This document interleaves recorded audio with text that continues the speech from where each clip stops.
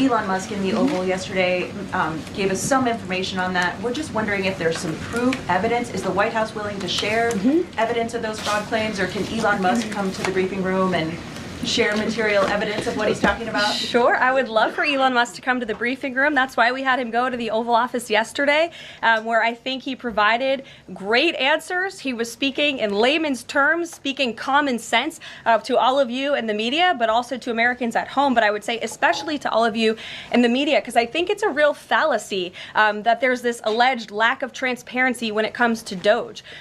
President Trump and Elon Musk have been incredibly transparent on what Doge is doing. There is an X account with the Doge handle. They are tweeting out what they are doing on a daily basis. They have a website where they are posting the receipts of the contracts that they are reviewing and the payments that they have stopped from going out the door. The secretaries of our departments have stopped from going out the door. And I would also say that before it was Elon Musk making our government efficient and accountable, it was some unnamed bureaucrat that none of you knew.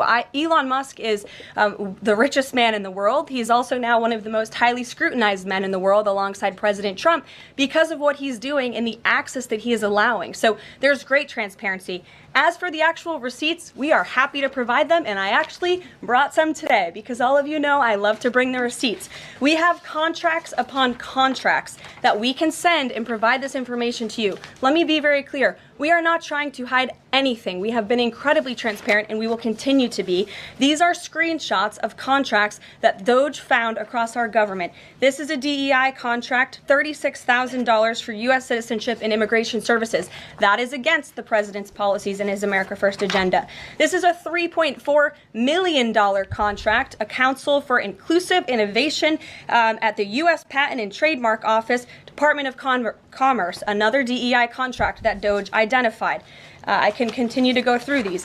Oh, I love this one. $57,000 for climate change in Sri Lanka. What is this doing to continue the interests of the American people? Absolutely nothing. These are the line items across the federal government that Doge is identifying daily. They're moving very fast. There's a lot of paper that we can show you, but we're happy to do it. This administration has been more than transparent about what Doge is doing. And here's one of their tweets that they posted about the mine. I believe this is in Pennsylvania, where the federal employee retirement system is being processed. Did anybody know this was even happening in our country before Elon Musk talked about it in the Oval Office yesterday? A lot of Americans didn't. So we are providing transparency and accessibility on a daily basis when it comes to Doge. And I also have a Doge daily report, if anybody would like it, on all of the things that they are identifying and finding. We're happy to provide this information to you. We're talking about it every single day. Are all those things you just mentioned fraud, or are they waste, or are they just contrary to the president's policies? I would argue that all of these things are fraudulent, they are wasteful, and they are an abuse of the American taxpayer's dollar. This is not what the government should be spending money on. It's contrary to the president's priorities and agenda. And again, we can continue to provide you the receipts for all of the fraud, waste, and abuse. And if anybody in here wants to argue that the federal government is not fraudulent in some capacity, be my guest, because I think the American people watching at home would beg to differ. Caroline. Mary. Hey, more on the judges. Does the White House believe the courts have the authority to issue these nationwide injunctions? We believe that the injunctions that have been issued by these judges have no basis in the law and have no grounds, and we will, again, as the president said very clearly yesterday, comply with these orders, but it is the administration's position that we will ultimately be vindicated, and the president's executive actions that he took were completely within the law, they were constitutional, and we look forward to the day where he can continue to implement his agenda. And I would just add, it's our view that this is the continuation of the weaponization of justice that we have seen against President Trump. He fought it for 2 years on the campaign trail. It won't stop him now. Brian. Yes.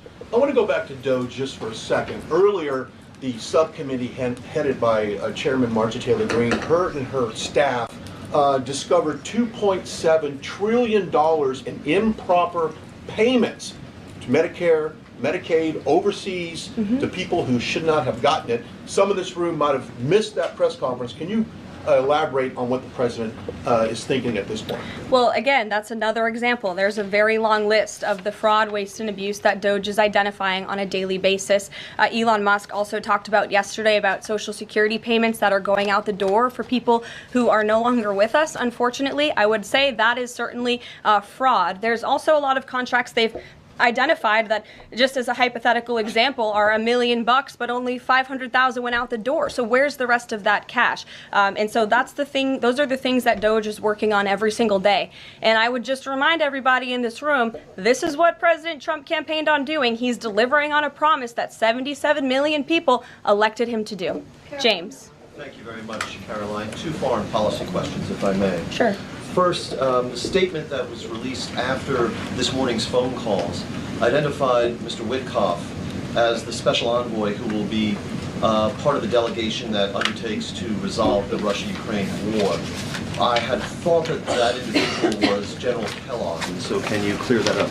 Sure, I'd be happy to. As you mentioned, the president, in his truth, following the phone call with Vladimir Putin, said that he has asked Secretary of State Rubio, the director of the CIA, John Ratcliffe, our national security advisor here at the White House, Michael Watts, and Steve Witkoff to lead the negotiations. As for General Keith Kellogg, he remains a critical part of this team in this effort. He's played a tremendous role in getting the negotiations to this point, and he's very much still part of the Trump administration.